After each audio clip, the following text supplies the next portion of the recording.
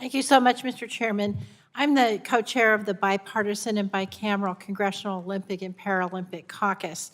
And my constituents and I are very proud that USADA, the U.S. Olympic and Paralympic Committee, and so many Olympic athletes call Colorado home. I will apologize for the 6 a.m. wake-ups, but that's out of my hands. As you heard from this panel, we had a hearing in 2017 when I was the ranking member of this subcommittee about, and Mr. Tygart and Mr. Phelps were here, about the revelation of the systematic doping among the Russian athletes. That led to Russia's being banned from the Olympics for several years. And at that hearing, there were some serious questions raised about the effectiveness of the World Anti-Doping Agency, WADA, and it's kind of poignant that there they are or not, and they haven't come here to explain themselves. But after that hearing, Mr. Tygart, you will remember this, we felt like maybe they didn't have enough resources. Right. We felt like that was the problem, right? Yep. And so the U.S. now contributes nearly $4 million in dues to WADA, right? Yes, ma'am. And that was in response to the concerns about their ability to finance themselves, right? That's right. But how does our contribution compare to other countries' dues paid to WADA?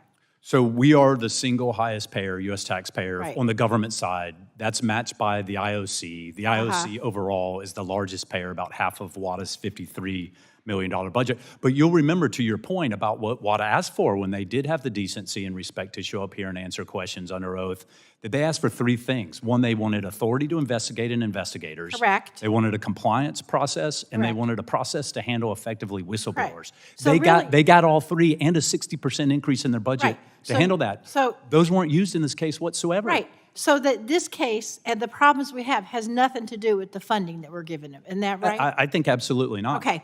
Now, I also found out that in 2018 and 2019, coincidentally, China paid WADA nearly $2 million more than their required annual dues payments. Remember that? Overpayment? Unfortunately, I do. And as we now learn, that was right before these doping investigations. Is that right? And even worse, 500,000 of that close to 2 million extra payments was specifically given, earmarked for investigations. And now knowing that they didn't open an investigation into these cases, I'm not suggesting, I don't have evidence of a quid pro quo. You don't have to suggest anything. I think we'll just let that sit there. The optics and the perception of fairness and being objective, unbiased is horrendous and incredibly troubling. Okay. Another development since the 2017 hearing was the Rodchenkov Anti-Doping Act, which was a bill I co-led in the House with some other people, actually signed into law. That law makes it a crime to engage in a doping scheme at any international sports competition that is broadcast in the U.S., sponsored by a U.S. company, or in which U.S. athletes participate. Mr. Phelps, do you know about that law? No. Okay. I don't. And I'm not going to. But do you think a law that would do what I just said would be helpful for athletes who dope? I do, yeah. I mean, because they're replicated, or excuse me, there's something that happens, right? Like, they're going to get punished for it. Like, right now, people are just getting away with everything. You know, there are people who are still testing positive that are still having the opportunity to compete internationally. Right. What? Not from the U.S., though. No, not from the U.S., no. Right. But from all over the world. And how is that possible? Right? Like, it just makes no sense. I'm one that if somebody does test positive, I would like to see a lifetime ban.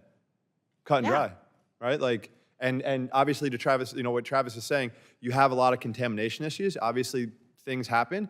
But if somebody is going out of their way to single-handedly cheat, go. Lifetime ban. Yeah, lifetime ban. What do you think, Ms. Schmidt? I agree and echo what they're saying. I think there should be a zero-tolerance policy.